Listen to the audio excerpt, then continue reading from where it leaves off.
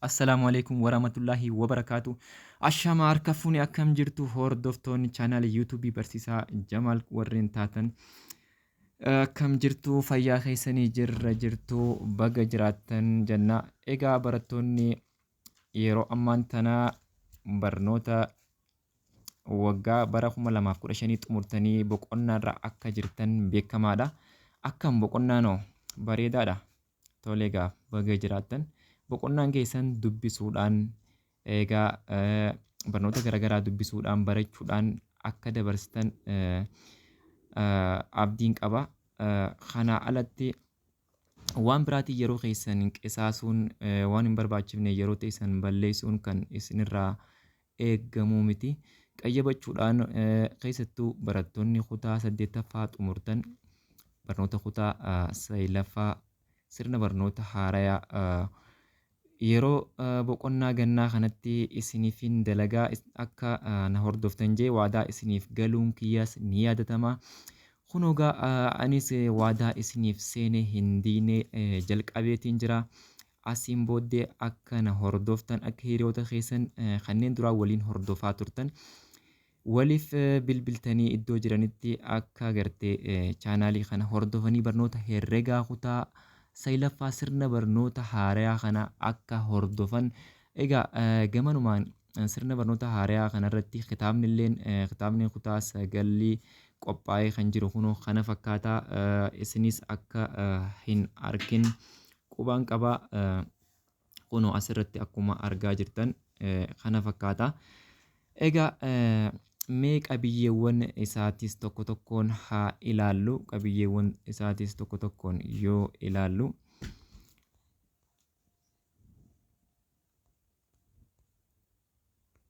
okay, let us to see one by one the content of the unit or the mathematics of grade 9. Unit 1 prime asirratti unit 1 kan jiru unit 1 kan jiru lama jira. Unit 1 isa jalqabaa kanarratti gubbaa irratti akka tuqaa yookiin qoodduu kaa'ee adda baasee jira.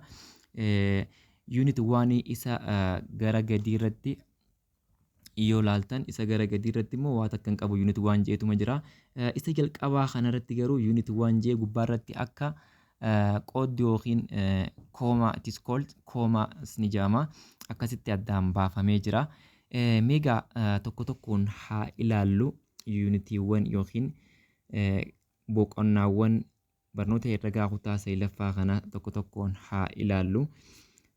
Tole egaa boqonnaan tokko akkuma argaa jirtan unit 1 says further on set kan jiru further on set hogguu jiru tuuta jechuudha. Tuutota irratti waa'ee tuutota jechuudha. Barattoonni arrantan kutaa 8ffaa xumurtanii kutaa 9ffaaf qophaa'aa jirtan kutaa 6tti barachuun keessan ni yaadatama. Warri kutaa 6ffaa xumuran ammoo kutaa 7tti akka ol dabre kutaa 6ffaa keessaa gara kutaa 7tti ol dabree jira jechuudha. Further on set yookiin tuuta kan jiru kun seensa tuutota kan jirudha. Innis maal of jala qabata. Unit 1 prime or further on set is contains description of the concept of set waa'ee tuutota irratti nation of set akkasuma qabiyyeewwan tuutotaati. Operation on set hogguu jiru qoyyoboota tuutota irratti. Application of operation on set hojiirra oolmaa tuutota jechuudha. Akkasuma egaa unit 2 number system hogguu jiru sirna lakkoofsotaa jechuudha. Sirna lakkoofsotaa yookiin number system gaafa jiru.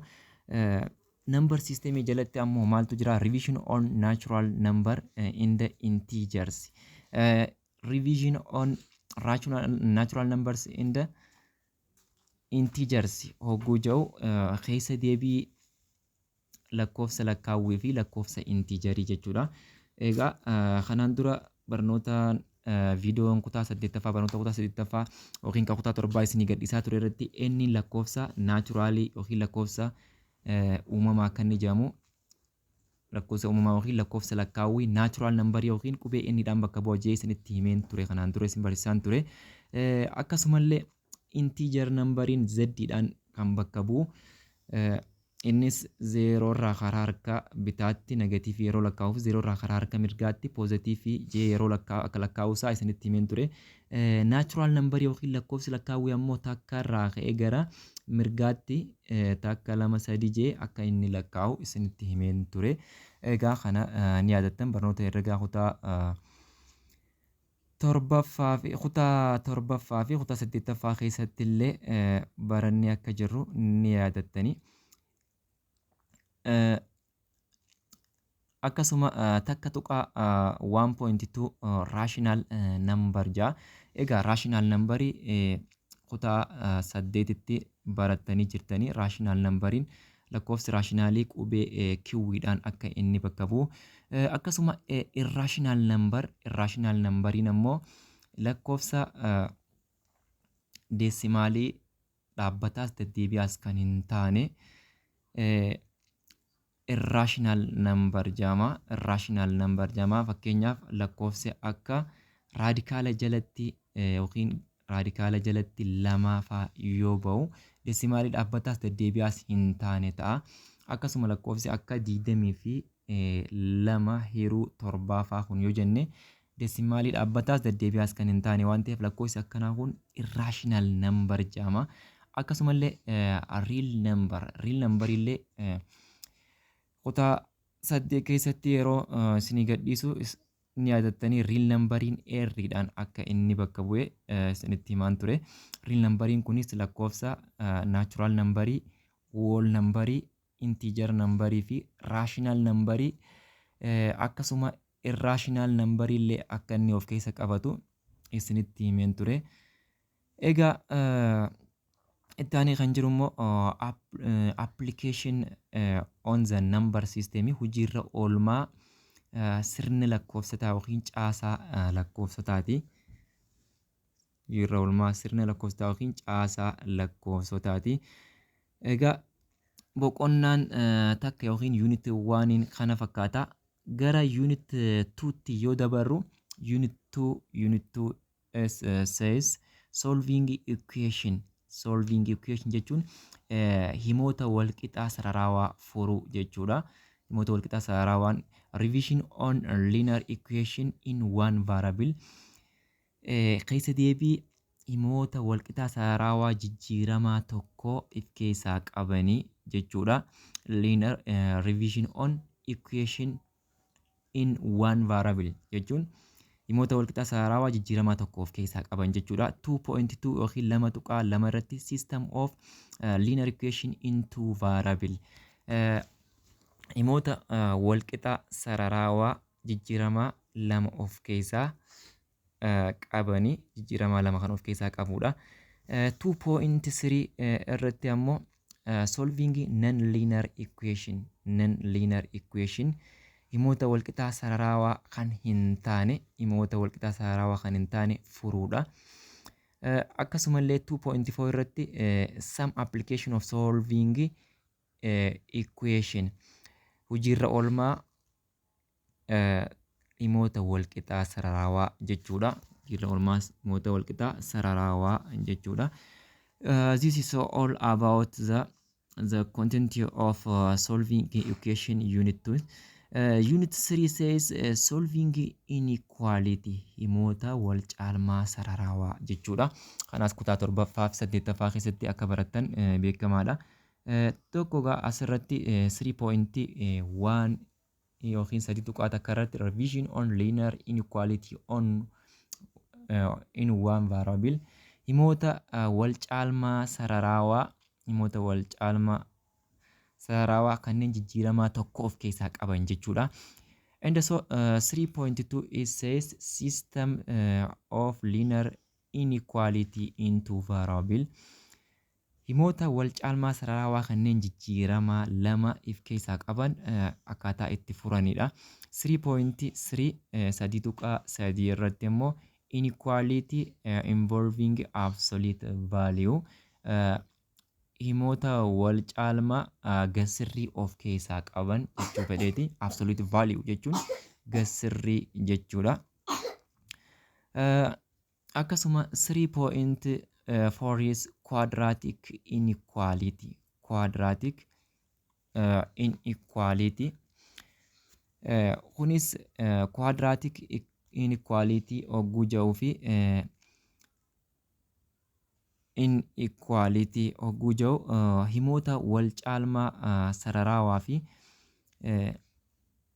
himoota quadratic. Himoota quadratic jechuun bifa ax square plus bx plus c is equals to 0 bifa kanaan barreeffama.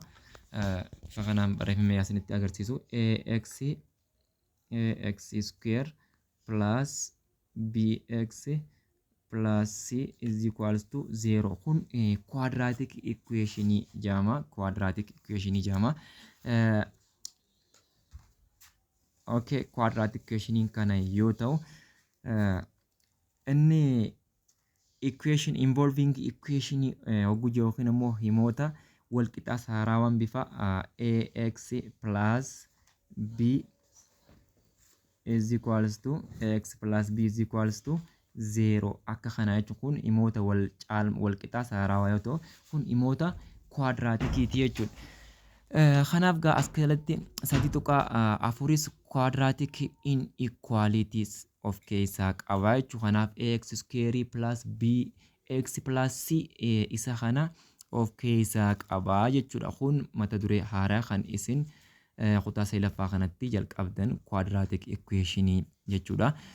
Application on equation. Application on equation hojiirra oolmaa himoota wal caalmaa sararawaa jechuudha. Hojiirra oolmaa himoota wal caalmaa sararawaati. Boqonnaa afur yookiin unit 4 says introduction to trigonometry. Introduction to trigonometry. Seensa trigonometry jechuudha. Egaa trigonometry kana kunis mata duree haaraa isinii fi warra kutaa sadaffaatiin jirtaniif mata duree haaraa. Revision on right angle triangle. Kunis waa'ee rogsadoota irratti kan dalaguudha. Trigonometry kunis waa'ee saayinii, kosaayinii fi taanjentii fa'aa wajjin kan wal qabatudha. Mata duree kanaas wantoota akka saayinii, kosaayinii, taanjentii kanneen jedhaman kanaas kan ganaa gara fuulduraatti waliin ilaallu ta'a. Kanaaf revision on right angle triangle jaa rogsadee qofa sirrii kan jiru waan barattanii jirtanii jechuudha. Rogsadee qofa sirrii gaafa jiru rogsadee qofa sirriin akka kana digirii 90 kan qabu. Kanaaf rogsadee qofa sirrii keessatti teeramii paayitaagoraasii fi teeramii Euclid kan jirullee barattanii jirtanii. You have learned in grade 8 theorem of Pythagoras and the theorem of Euclid. Kanaaf jechuudha revision on angle right triangle wanti jiruuf waa'een rogsadee qofa sirrii kutaa 8ffaatti akka barattan waan beekamaa ta'eefi. Inni biraa trigonometric ratio. Trigonometric ratio kanneen jedhaman ammoo saayinii, kosaayinii fi saayin, kosaayinii fi taanjentii kanneen jedhaman kanaan trigonometric ratio jedhama. Walumaa gala kunis waa'ee rogsadee irratti hojjeta. Introduction to trigonometry yoo gochu 3 jechuun kun karaa biraa 3 jechuun rogsadee jechuudha. Inni biraas the next says unit 5 is regular polygon. Regular polygon kunis danaalee rog baay'ee jechuudha. Danaalee rog baay'ee wal fakkaataa jechuudha. danaalee rog-baay'ee waa'ee danaalee rog-baay'ee kutaa 8ffaatti barattanii jirtanii. Okay, danaalee rog-baay'ee jala a regular polygon 5.1 it says sums of interior angles of the convex polygon idama qofoota keessa rog-baay'ee jechuudha. Idama qofoota keessa rog-baay'ee jechuudha. 5.2 is the sum of exterior angles of the convex polygon. Idama qofoota ala rog-baay'ee jechuudha. Unit okay, 5.3 is the measure of each interior angle in the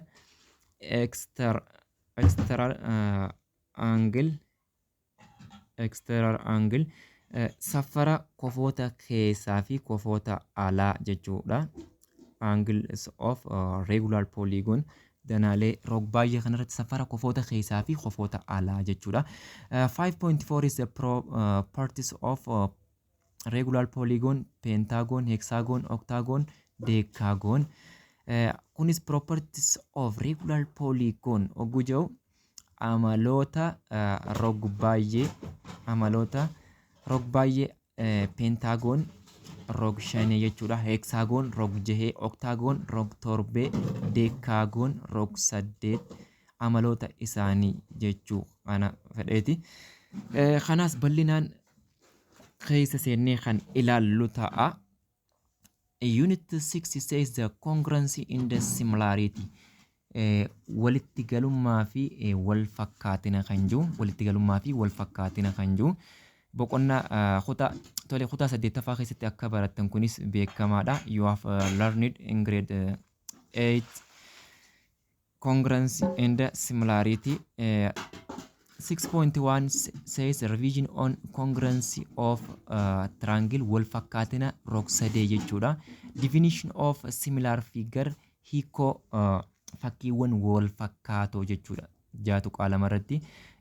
Jaatuqaa sadii 6.3 theory of similar.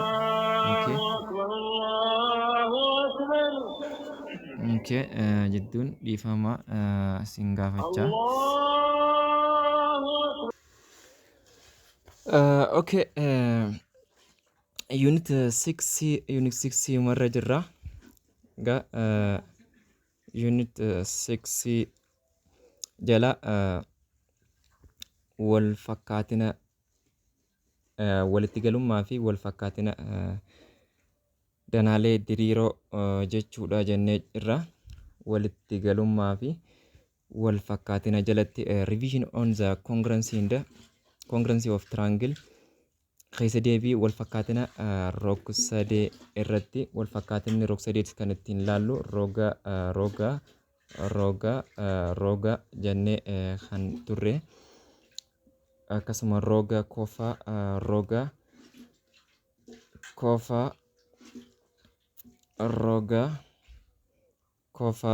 jennee kan turre san jechuudha. Kanaaf revision on the triangle kanaaf jee jechuudha.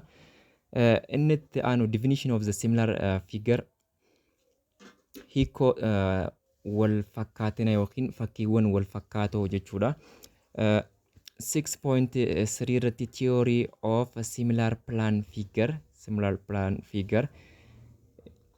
theory wal fakkaatina danaalee diriiroo jechuudha.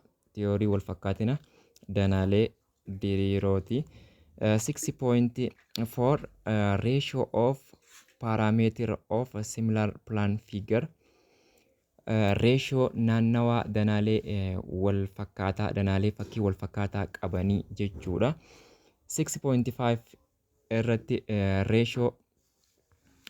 ratio of area of similar plan figure ratio bal'ina danaalee wal fakkaatoo jechuudha. Ratio bal'ina danaalee diriiroo wal fakkaataa irratti jechuudha. 6.6 irratti construction of similar plan figure ijaarsa fakkiiwwan danaalee diriiroo wal fakkaatoo diriiroo jechuudha. 6.7 irratti immoo application of similarities jechuun hojiirra oolmaa wal fakkaatina yookiin danaalee wal fakkaatoo jechuudha. Unit 7 is vectors in two dimension. Vector in two dimension. Sochii karaa biraa sochii dimensionii yookiin kallattii lamee jechuudha. Scalar and vector quantity. Scalar and vector quantity. Scalar jechuun hamma qofaan kan ibsamu jenne. Scalar jechuun hamma qofaan kan ibsamuu fi vector jechuun ammoo hammaa fi kallattiidhaan kan ibsamu. Scalar quantity fi vector quantity wantoota hammaan ibsamanii fi kanneen hammaa fi kallattiidhaan ibsaman fiiziksii irratti baratanii jirtanii kanaas unit 7 jala ammallee 7.2 irratti representation of vectors. Vectors kun ammoo maaliin bakka bu'ummaa vectors jechuudha. Fakkeenyaaf speed fi speedidhaa fi okay, speed is represented by v and so displacement is represented by s. Mataa gubbaatti xiyyaa kan qabuu fi speed yoo jenne immoo mataa gubbaatti xiyyaan hin godhamu speed irratti jechuudha. Velocity yoo jenne immoo velocity dhaa fi speediin speed jechuun saffisa jechuu yoo ta'u velocity jechuun immoo ariitii jechuudha. Ariitiin xiyyaan mataa irra godhama. Kunis fiiziksii keessatti baratanii jirtanii. Amma displacement dhaa fi distaansii yoo jenne displacementiin xiyyaan irra godhama. Distaansiin ammoo xiyyaan irratti hin godhamu lachuutu eessumaan bakka bu'a. Inni xiyyaa ofirraa qabu kun vector quantity jedhama. Inni xiyyaa ofirraa hin qabne kun ammoo scalar quantity jedhama jechuudha. Kanaaf hammaa fi kallattiin kan ibsamu isa xiyyaa ofirraa qabu kana. Displacement yoo jenne qaxxaamura jechuun kallattii bahaa irratti 20 meetira kallattii bahaa irratti yoo jenne 20 meter to east yoo jenne kun hamma 20 meetira kan jiruu fi directionii east jedhu wajji ibsu jira waan ta'eef vector quantity jedhama jechuudha. Okay, vectors operation kunis akkaataa hojiirra oolmaa yookiin dalagaa vectorii yookiin scalarii keessatti position of vectors sochii vectors jechuudha. Position of vectors jechuun kallattii yookiin sochii yookiin jijjiirama vectors kana keessatti jechuudha. Application of vectors in two dimension hojiirra oolmaa sochii daandii lamee jechuudha. Unit 8 says unit 8 statistics in the probability kunis carraa ta'umsaa jechuu akka inni ta'e kutaa 8ffaa keessatti baratanii jirtanii at the end of unit 8 grade 8 mathematics kutaa mathematics kutaa 8 boqonnaa dhumaa irratti baratanii jirtanii statistics in the probability kan jiru kunis carraa ta'umsaa statistical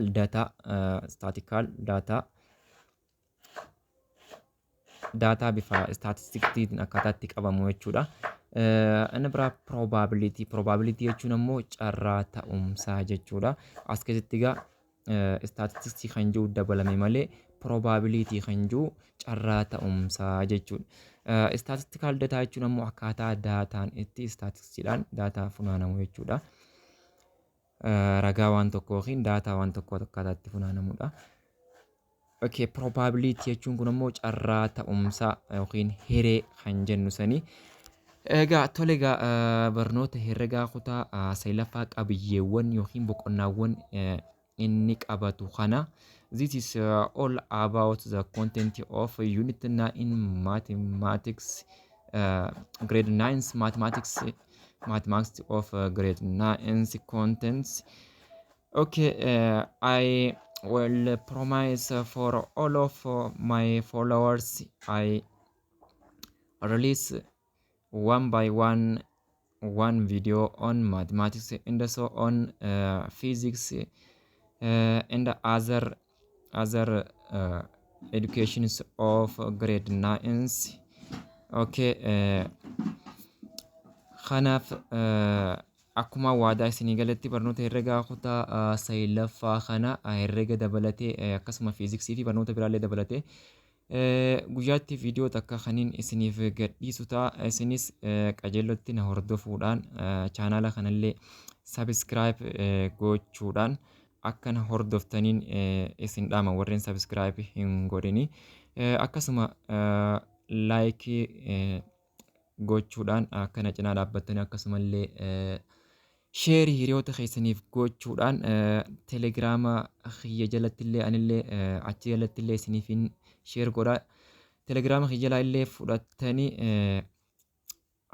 hordofuu dandeessan barnoota yeroo gannaa kanatti keessumaa kutaan 9 isiniif haara'aa waan ta'eef yeroo gannaa kanatti yoo ifirraa fixxan haala gabaabaadhaan yeroo gabaabaa keessatti afaan Ingiliffaatiin barnoonni kun akka isiniif hubatamu karaa salphaa ta'een hubachuu waan dandeessan jeef anis isiniif irratti qophaa'e kaniin isiniif gadhiisu ta'a. Har'aaf asuma irratti dhaabna. Nagaan naaf turaa. Baay'ee galatooma.